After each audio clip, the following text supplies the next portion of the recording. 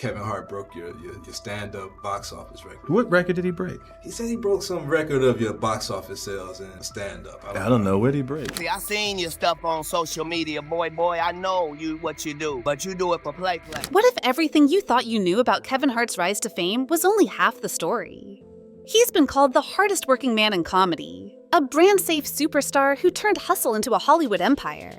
But lately, a different narrative has been creeping through the cracks. It started with a subtle joke, a playful jab from none other than Eddie Murphy during an interview that seemed harmless at first until you listen closely. Eddie, known for staying far away from industry drama, suddenly decided to mention Kevin breaking his box office record. But instead of praise, he smirked and said he might need to come back on stage just to take it back. For most people, that would have been a cute moment, maybe even a passing compliment. But this is Eddie Murphy.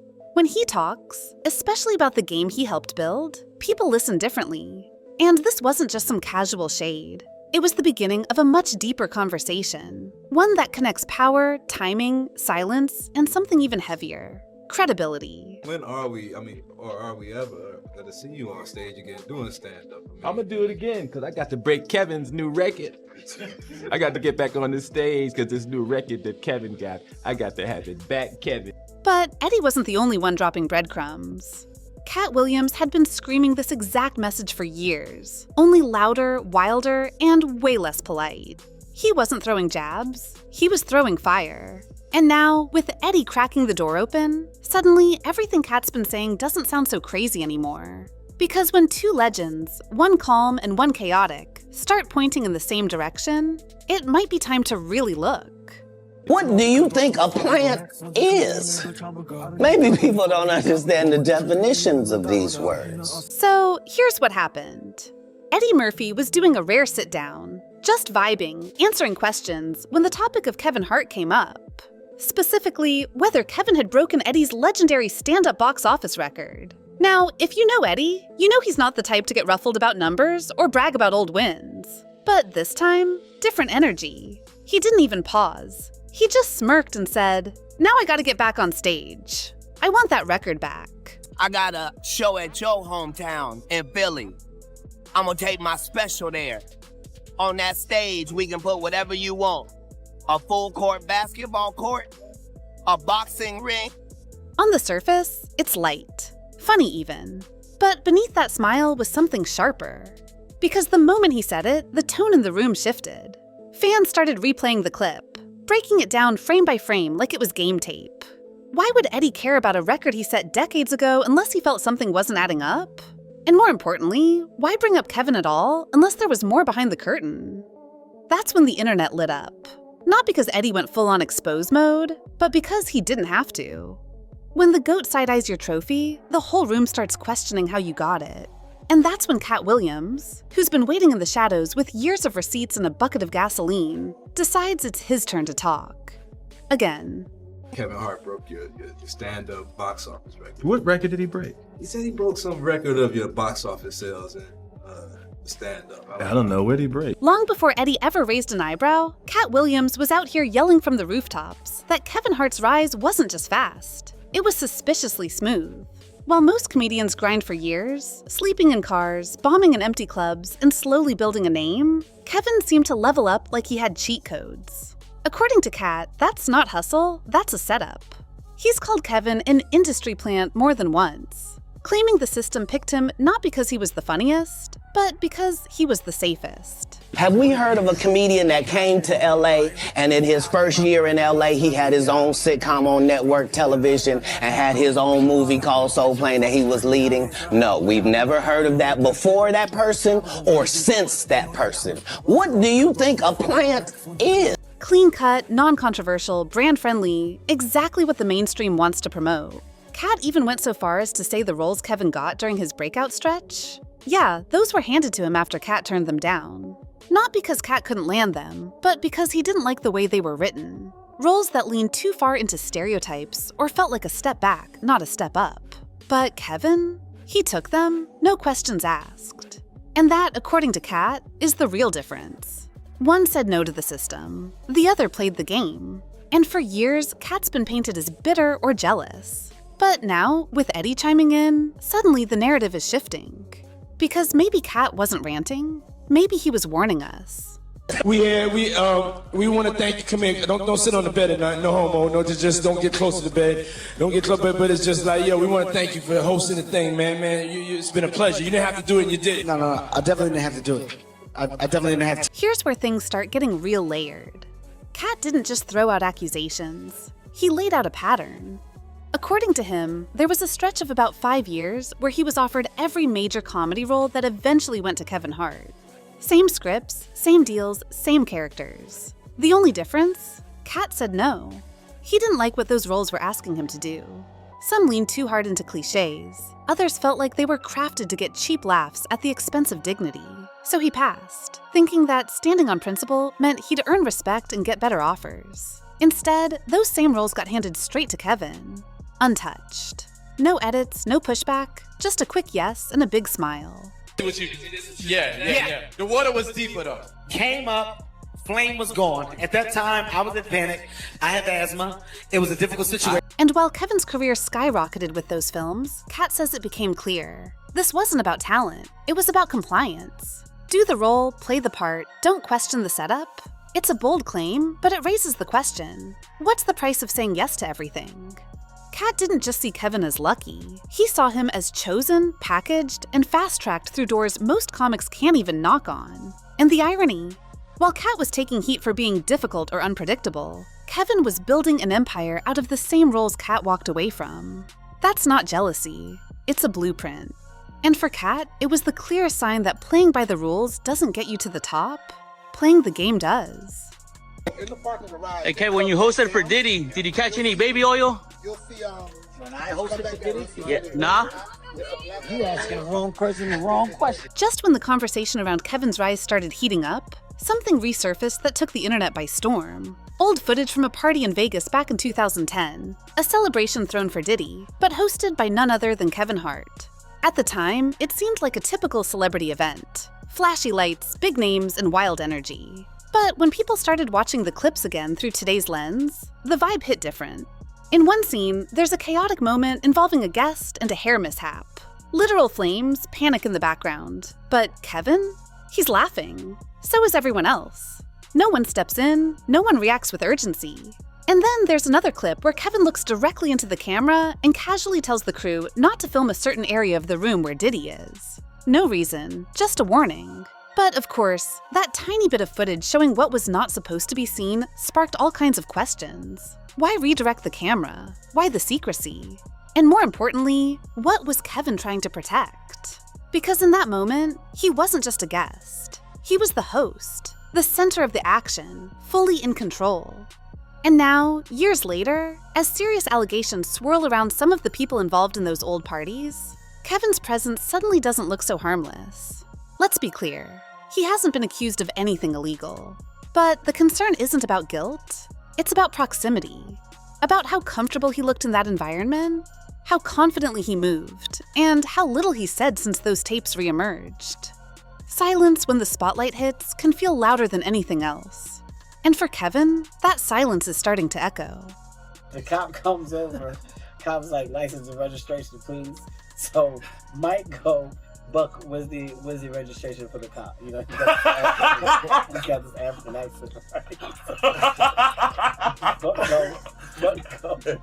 Man, get the fuck out of here. Stop talking to me, Mike. I don't know this shit. I don't know nothing out, man. When you really zoom out, you start to notice something that goes way beyond one party or one comment. It's a pattern. Kevin Hart's public image has always been polished to perfection. Hardworking, family-focused, a self-made success story. But over the years, cracks have started to show, and each time, the response has followed the same script. First, there's a denial or a deflection. Then, once the story gains traction, comes the carefully worded apology or clarification. Like in 2013, when he was arrested for driving under the influence after nearly colliding with a truck, he eventually admitted to drinking and called it a mistake. Or in 2017, when footage leaked suggesting he was unfaithful in Vegas. Again, he came out with a public apology, eyes straight into the camera, admitting poor judgment. What hit even harder was that his wife was pregnant at the time. And then there was the 2018 Oscars controversy, when old tweets and stand-up jokes resurfaced. Kevin initially refused to apologize again, claiming he'd already done so. But after massive backlash, he stepped down from hosting and finally addressed it. Each time, the moves felt familiar. Protect the brand, limit the damage, move forward. It's not just about mistakes. It's about how they're handled. And for someone marketed as the unshakable good guy of comedy, the contrast between the public version and the behind-the-scenes decisions starts to feel like a controlled performance. Not fake, just extremely managed. And the more people look, the more they wonder, is Kevin Hart just smart about PR? Or is there something he doesn't want to say out loud? Did you think she wrote Girls Trip Goofball? Right. Or do you think that was already a script and they handed it to her? If there's one moment that really peeled back the curtain on how Kevin Hart navigates power behind the scenes, it was the situation with Monique. Now, Monique isn't just any comedian. She's an Oscar-winning powerhouse who publicly clashed with Hollywood giants like Oprah and Tyler Perry after refusing to play by the usual rules. At one point, she was basically iced out of the industry. But then Kevin stepped in, or at least he said he would. On his podcast, he brought her on, offered kind words, even called her family, and talked about being there for her during the roughest chapters of her career. He didn't just offer support, he offered opportunity. He said he'd help get her new show off the ground, executive produce it, even put his own money behind it. And Monique? She believed him. She called her team, told them the plan, even set up calls with the production company. But just weeks later, she got blindsided. Kevin's manager, Dave Becky, allegedly made a quiet call behind the scenes, and suddenly, everything was off. No explanation, no real follow-up, just silence. Monique reached out directly, trying to get clarity, and all she got was a casual, "We'll talk Tuesday." That Tuesday never came. 2 years passed, and still, nothing. Now, was it cold feet? Was there pressure from the same powerful people Monique had called out? Or was Kevin never serious to begin with? That's what people started asking. Because when your public words say, "I've got your back," but your private actions disappear the moment things get risky, it makes folks question what side you're really on. And just like that, Kevin's reputation as the safe, supportive, brand-friendly guy started looking a lot more complicated. I've ever been the humble guy. I have time to not be humble today. I have time to fact check everything he said because the world of Katt Williams is a fictional world. Then came the moment that turned whispers into a full-blown storm. Katt Williams' 2024 sit-down on Club Shay Shay. This wasn't just another interview, it was a complete dismantling of the narrative that had followed Kevin Hart for over a decade. Katt didn't yell, he didn't rant. He came in with calm energy and laser precision, and what he said shook the internet. He revisited Kevin's timeline, questioning how someone could go from unknown to major movie roles and a network sitcom in what felt like a blink. He pointed out that while most comedians were grinding it out in clubs and touring city to city just to build a fan base, Kevin somehow leapfrogged the entire process. Then came the receipts. Claims that the very same scripts Kevin starred in were originally pitched to Katt, but Katt declined because they leaned too far into the type of comedy he didn't believe in. He wasn't trying to play exaggerated stereotypes or do the same jokes over and over just to fit the mold. And when he tried offering feedback or asking for changes, he was shut out, only to see Kevin step in, accept the exact same scripts, and rise to the top. Katt made it clear, this wasn't about envy, it was about exposure. He didn't accuse Kevin of doing anything wrong, but he did accuse the industry of propping him up. Not because he was the funniest, but because he was willing to go along with the formula. And the scariest part? Katt wasn't alone in that thinking. Once he opened the floodgates, fans, critics, even other comics started questioning everything they thought they knew about Kevin's rise. Because when a comic known for speaking recklessly starts sounding like the only one telling the truth, you have to wonder, who else has been keeping quiet? You know what? I was actually one of those comedians that said, no, I wouldn't wear a dress. There's no way. Dave Chappelle and I said that they tried to make him wear a dress. You have to have boundaries. You have to have limits that you refuse to cross. I know what they are. You got to know that you're a brand. You need to protect your brand at all times. And then when proposed with the opportunity of what I felt was funny, nobody made Martin put on a dress and nobody made Tyler Perry. It was a choice that I made. This is where the story really peels back the layers. Because what Katt Williams laid out wasn't just about Kevin Hart. It was about a system, a pattern, and a quiet set of rules that almost no one talks about on the record. He called out the way certain roles seem to come with unspoken expectations. The way certain actors get fast-tracked when they're willing to say yes without asking too many questions. And the wild part? he wasn't the only one hinting at it. Dave Chappelle had touched on similar themes years before. About comedians being asked to wear dresses for laughs, about scripts pushing boundaries not for the sake of comedy, but for control. Katt took it even further, suggesting that what Hollywood really rewards isn't just talent, but compliance. The actors who push back, ask for rewrites, or speak up when something feels off, they get labeled as difficult. But the ones who play along, who keep things smooth and never rock the boat, those are the ones who rise. According to Katt, Kevin didn't just play the game, he mastered it. And it's not about whether he's funny, it's about what gets celebrated and what gets suppressed. Because while Kevin was skyrocketing, other veterans, Monique, Lunel, Miss Laura, were still grinding in the shadows, doing the work but getting none of the shine. That's what Katt was really exposing. Not just one comedian, but the way the entire machine decides who wins and who waits. And the moment Eddie Murphy even slightly questioned Kevin's crown, it didn't just validate Katt's claims. It cracked the whole thing wide open. Because once the biggest names start asking quiet questions out loud, it's not just a conversation anymore. It's a reckoning. Now here's the part that hits the hardest. Not because it's dramatic, but because it's uncomfortable.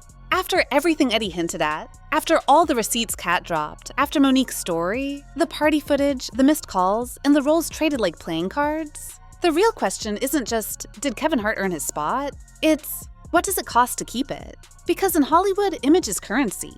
Silence is protection. And connections? They can either unlock everything or shut every door. Kevin Hart built an empire, no question. He sold out arenas, topped charts, and became a household name. But when legends start raising eyebrows and former peers start comparing timelines, fans are left wondering, was this all just the result of talent and hustle? Or was it something more strategic, more curated than we ever realized? Kevin's not facing legal trouble. He's not out here throwing shade or starting fights. But sometimes, it's not the noise that exposes the truth. It's the silence. The moments where someone who always has something to say suddenly chooses not to. And that's what's making people talk. Because in this game, staying quiet speaks volumes.